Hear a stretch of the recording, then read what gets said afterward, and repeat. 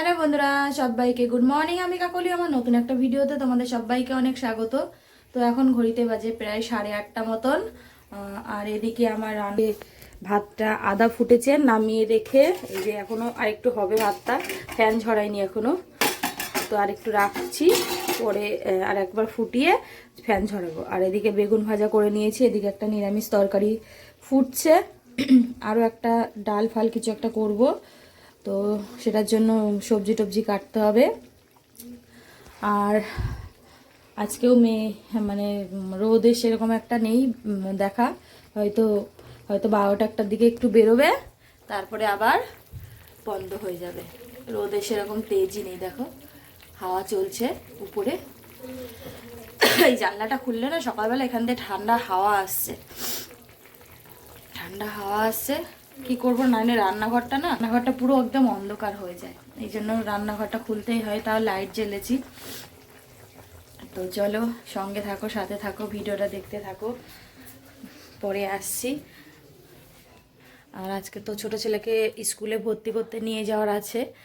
আমি বলেছি আজকে দাদুর সাথে চলে যাবি, কেননা সেদিনকে একবার কাজ ছুটি নিয়েছি, আর আজকে আবার কাজ ছুটি নেব। তারপর সামনের সপ্তাহে আবার হচ্ছে তোমার আছে, সামনের সপ্তাহে না তার পরের সপ্তাহে বাবার কাজ আছে, সেরকম কিছু করা হবে না, ওই একটুখানি জল মিষ্টি দেওয়া হবে।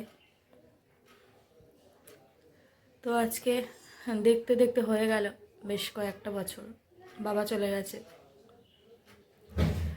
পারলাম না কোনোদিনই তার জন্য কিছু করতে।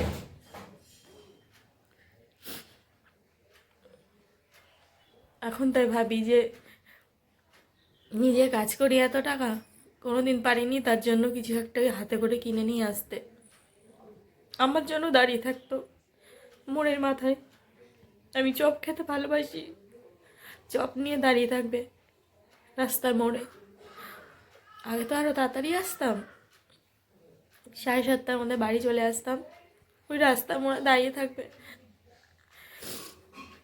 সকাল হলেই, বিয়ের আগে যখন সকাল হলেই দোকানে যেত, আগে আমার জন্য খাবার কিনতো, তারপরে বাজার করতো। সকালে উঠে আমি কি খাবো,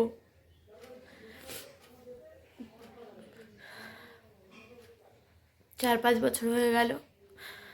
তো চলো সঙ্গে থাকো, সাথে থাকো, পরে আসছি। হ্যালো বন্ধুরা, এখন বাজে 9:35, এইমাত্র স্নান টান করে আসলাম। আর বলো না, মানে কাজের মধ্যে কাজ। কালকে রাত্রেবেলা যদি আমাকে ফোন করতে একবার, যে ছেলের আজকে 10 বছরের ইঞ্জেকশন আছে, জানে যে যে হেলথের কাজ করে আমাদের বাড়ির পাশেই থাকে, জানে যে আমি বাইরে কাজ করি, হ্যাঁ, তাহলে আমাকে রাত্রেবেলা ফোন করে জানাও, নাম্বারও আছে। এখন আমি বেরোবো, স্নান করতে যাব, সেই সময় এসে বলছে ছেলে 10 বছরের ইঞ্জেকশন আছে, অবশ্যই 12টার মধ্যে নিয়ে যাবে। সম্ভব? এখন পোলিও কার্ড মাঠ কোথায় রেখেছি সেগুলো খুঁজে এখন এই সেই কতক্ষণ ধরে খুঁজে খুঁজে পেলে এখন স্নান করে আসলাম। বড় ছেলেকে বললাম নিয়ে যাস ওকে। আমি কালকে বলিনি যে আজকে ছুটি নেবো, দিদি অফিসে চলে গেছে, মেয়েকে স্কুলে দিয়ে আমি স্কুল থেকে আনতে হবে, আমি কি করে আজকে বলি এখন যে আমি পারবো না যেতে, বলো। তো চলো রান্না বান্না শেয়ার করি। আমার না আর ভাল লাগে না, বুকের উপর দিয়ে আমার উঠে গেছে। তো চলো, এই যেখানে ভাত করে নিয়েছি, এখানে বেগুন ভাজা, এখানে ছিম দিয়ে, বেগুন দিয়ে, বড়ি দিয়ে, ধনেপাতা টমেটো দিয়ে একটা নিরামিষ তরকারি, আর এখানে হচ্ছে ডাল করেছি, দু জায়গা ঢেলে রেখেছি। না, ডাল আমি খাবো না, আমি ওই নিরামিষ তরকারিতেই খাবো, আর নিরামিষ তরকারি ছেলেরা খাবে না, তো এই জন্য পেঁপে দিয়ে মুগের ডাল করেছি। তো 2 জায়গা রেখেছি, কালকেও একটা হয়ে যাবে আর আজকে একটা হয়ে যাবে। তো চলো খাওয়া দাওয়া করি, সঙ্গে থাকো। আসছে আবার ছেলেকে ভর্তি করতে বলেছি, শ্বশুরকে নিয়ে যেতে। হ্যাঁ, তো চলো সঙ্গে থাকো, স্কুল ড্রেস পরতে হবে না। তো চলো সঙ্গে থাকো, পরে আসছি। হ্যালো বন্ধুরা, তো এখন এইমাত্র আসলাম, এসে জামা কাপড় ছেড়ে বিছনা করলাম, করে এখন হচ্ছে রান্নাঘরে এসেছি, খাবার দাবার গরম করব, খাবো, তারপরে শোবো। আর ছোটো ছেলে না খেয়ে ওই ঘরে শুয়ে গেছে, এই জন্য বড়ো ছেলেকে বললাম যে ওই ঘর থেকে নিয়ে আয়, আমি ততক্ষণে খাবারগুলো গরম করি। তো সকালে ডাল এইটুকুনি আছে, আর এক বাটি ফ্রিজে ঢুকিয়ে দিয়েছে। আর এখানে এই যে ওই ছিম বেগুনের তরকারি রয়েছে, ভাত রয়েছে, আর এক বান্ধবী একটুখানি মাংসের তরকারি দিল, তো এই দিয়েই খাওয়া দাওয়া হবে। খাবার দাবার গরম করি, করে খাওয়া দাওয়া করি।